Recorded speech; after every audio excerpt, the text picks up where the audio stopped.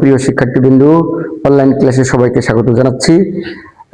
আজকে আমি আলোচনা করব পাঠ্যসূচির একটি গুরুত্বপূর্ণ পার্টস অংশ নিয়ে, সেটা হচ্ছে প্রিপজিশন।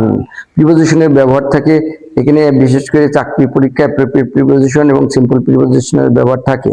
তো প্রিপজিশনটাই জানি, কিন্তু আমরা প্রিপজিশন কত প্রকার, কি কি, কোথায় কিভাবে ব্যবহার করতে হয়, ডিটেল জানতে হলে ব্যাপক পড়াশোনা করতে হবে। তবে আমি আজকে শুধু এই প্রিপজিশনের ক্লাসিফিকেশন গুলো সম্পর্কে এবং সাধারণ উদাহরণ দিয়ে আমি শেষ করব মনে করছি। এখানে 1 নম্বর সিম্পল প্রিপজিশন, 2 নম্বর ডবল প্রিপজিশন, 3 নম্বর কম্পাউন্ড প্রিপজিশন, 4 নম্বর phrase preposition, participle preposition, disguised preposition এবং ডেটাস প্রিপজিশন। কোন স্টুডেন্ট যদি এই ভিডিওটা কয়েকবার দেখে তাহলে তার মুখস্থ হয়ে যাবে। আমি আবার সুন্দর করে উচ্চারণ দিয়ে বলছি এই প্রিপজিশনের প্রকারভেদগুলো। Simple preposition, double preposition, compound preposition, phrase preposition, participle preposition, disguised preposition and datus preposition. একটু উদাহরণ দিয়ে আমি বলি। সিম্পল প্রিপজিশন যেমন যেখানে একটা প্রিপজিশন থাকে, at, on, by, for, from, with, after, of ইত্যাদি। আর ডবল প্রিপজিশন মানে দুটো শব্দ যে প্রিপজিশনের মধ্যে থাকবে সেটাকে আমরা ডবল প্রিপজিশন বলতে পারি। যেমন হচ্ছে ইনটু, ইন একটা প্রিপজিশন, টু একটা প্রিপজিশন, উইদিন, উইথ একটা প্রিপজিশন, ইন একটা প্রিপজিশন।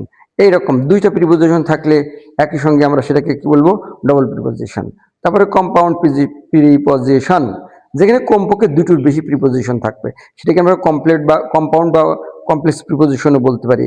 যেমন ধরেন এ, বি, অ্যাবাউট, এ একটা অ্যাবাউট আছে, তিনটা প্রিপজিশন আছে। বিসাইড, এখানে তিনটা প্রিপজিশন আছে। বিহাইন্ড, এখানেও তিনটা প্রিপজিশন আছে। 4 নম্বর হচ্ছে ফ্রেজ প্রিপজিশন।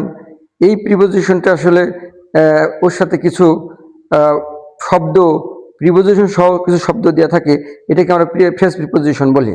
যেমন ধরেন এখানে on account of, in front of, instead of, এই যে অফ, অফের সাথে শব্দ, এগুলোকে আমরা বলি phrase preposition. On account of হিসাবে, ইন ফ্রন্ট অফ সামনে, ইনস্টেড অফ পরিবর্তে, এগুলো হচ্ছে ফ্রেজ প্রিপজিশন। পার্টিসিপল প্রিপজিশন, কোন প্রিপজিশনের সাথে যদি আইএনজি যোগ থাকে সেটাকে আমরা বলি পার্টিসিপল প্রিপজিশন। যেমন রিগার্ডিং।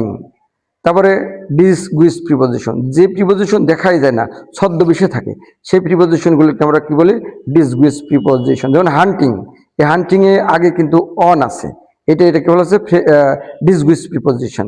তারপরে 7 নম্বর লাস্ট হচ্ছে ডেটাস প্রিপজিশন, যেটা বিচ্ছিন্ন বসে, নাউনের পাশে না বসে কোথাও শেষে বা প্রথমে বসে ওই নাউনকে কোয়ালিফাই করে বা সম্পর্ক তৈরি করে, এইটা হচ্ছে ডেটাস প্রিপজিশন, মানে বিচ্ছিন্নভাবে বসে। যেমন হচ্ছে ফর, অন, এইগুলো অনেক সময় ওই নাউনের কাছে না বসে শেষে বা প্রথমে বসে ওই নাউনের সাথে রিলেশন করে, এই জন্য এগুলোর নাম হচ্ছে detached preposition. Thank you everybody, thank you all.